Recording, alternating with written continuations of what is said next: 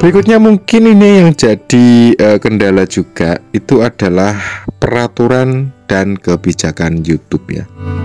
Jadi seringkali permasalahan yang muncul itu ya karena yang tadi itu, yang sebelum ini ya, seperti rendahnya literasi, kemudian rasa malas untuk mencari pengetahuan baru, dan akhirnya apa yang terjadi ya tentunya kita tidak tahu aturan dan kebijakan pedoman komunitas YouTube itu yang bagaimana. Akhirnya ya banyak YouTuber pemula yang belum sepenuhnya memahami peraturan dan kebijakan YouTube ini, sehingga ya mereka bisa saja melakukan kesalahan yang mungkin tidak mereka sengaja ya, atau bahkan yang lebih parah lagi adalah tersandung masalah hukum. Nah itu teman-teman yang lebih mengerikan lagi ya. Akan tetapi kalau kita ya pokoknya ngonten itu ya yang biasa-biasa aja lah ya, tidak usah terlalu yang seperti apa namanya, kritikan pedas untuk hal-hal yang sifatnya itu apa ya, cukup berbahaya begitu teman-teman. Jadi jangan sampai yang seperti itu ya, kita biasa saja lah. Konten-konten yang kita sukai, yang tentunya tetap kita itu tahu diri dan mawas diri, yang baik, yang cocok itu yang seperti apa, kita ya pasti tahulah ya. Berikutnya ini yang menjadi kendala paling umum dan sangat umum sekali, itu adalah ketidakpastian penghasilan teman-teman ya. Jadi memang angan-angan seorang YouTuber pemula itu ya memang tidak bisa disalahkan ya. Rata-rata mereka itu pengennya ya cepat bisa mendapatkan penghasilan. Meskipun penghasilan itu pun sebetulnya juga tidak pasti di YouTube ini ya. Ya kita lihat dan berkaca pada channel-channel besar saja. Kadangkala itu ya katanya gajinya itu ratusan juta gitu ya, minimal puluhan juta gitu. Tapi setelah kita lakoni bisa monet saja itu sudah alhamdulillah gitu ya.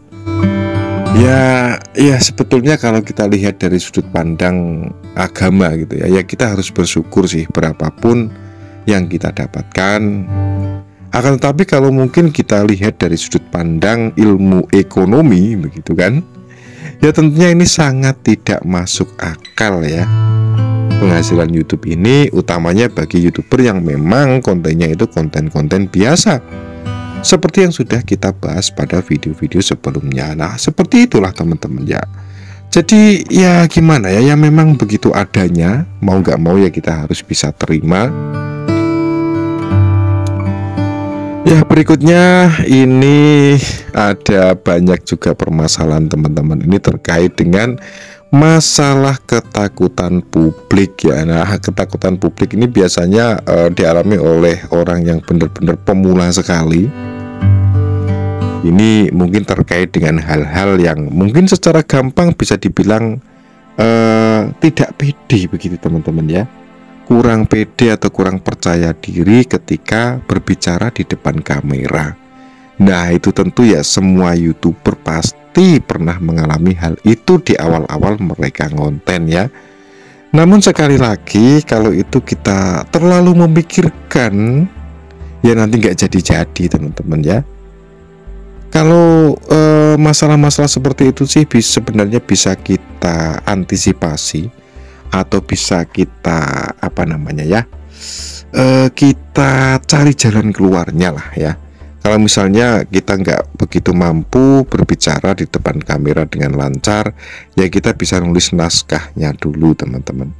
Naskah itu bisa kita tulis di kertas mungkin, atau mungkin kita print, baru kita tempelkan di belakang layar, lalu kita bisa baca saat kita bikin video gitu ya. Namun itu cukup ribet teman-teman, tapi ya mau bagaimana lagi, kalau memang hal itu yang menjadi problem kita, ya itu satu-satunya jalan kan begitu ya. Kalau mungkin dibahas YouTube ini ya saya sudah sering bilang juga, ini kan kemarin juga ada seorang haters yang komentarnya itu kemana-mana gitu. Jadi ya los aja teman-teman ya, di channel ini kalian los dol ya. Silahkan kalian bully habis-habisan juga, tidak masalah ya, karena ya terus terang saja saya ini sudah kebal bullying teman-teman ya. Saya ini sudah kebal bullying, jadi kalian mau bilang apapun silahkan tuliskan saja di kolom komentar, dan saya pasti akan sangat-sangat ikhlas dan berterima kasih ya, dan tidak ada rasa dendam atau apapun sedikit pun, percayalah teman-teman ya. Saya ini sudah, waduh, orang paling lost doll sedunia ini mungkin ya. Oke, jadi kita lanjutkan kembali ke topik tadi ya. Jadi beberapa permasalahan yang sudah kita bahas itu tentunya ya tidak cukup itu saja ya. Masih banyak sekali teman-teman permasalahan yang akan dihadapi oleh seorang YouTuber itu. Namun kembali lagi kita pada inti dari segala inti, bahwa kita sebagai YouTuber pemula itu tidak perlu memikirkan yang rumit-rumit seperti itu. Cukup pikirkan saja ya, kita itu besok mau bikin konten apa. Itu yang sudah selalu saya tekankan di dalam semua video saya ya. Kalau kita niat nge-YouTube gitu ya, wis gak usah apapun lah, wis pokoknya upload teman-teman ya. Itu untuk YouTuber pemula. Tapi kalau misalnya kalian sudah sedikit agak ada perkembangan, ya mulailah itu dilirik atau dipikirkan bagaimana kualitasnya, bagaimana manfaatnya, bagaimana semuanya lah ya. Baru itu kita pikirkan. Nah, ini berikutnya lagi teman-teman ya. Ini juga ada masalah dalam mengatasi atau menghadapi tantangan yang terkait dengan krisis ya. Krisis ini krisis apa Pak ya? Apakah krisis moneter seperti tahun 98 dulu itu, atau krisis apa yang dimaksud ini ya? Maksudnya krisis itu begini teman-teman ya. YouTuber pemula itu mungkin tidak tahu bagaimana menghadapi krisis atau sebuah konflik yang mungkin timbul dalam perjalanan mereka di dunia konten digital.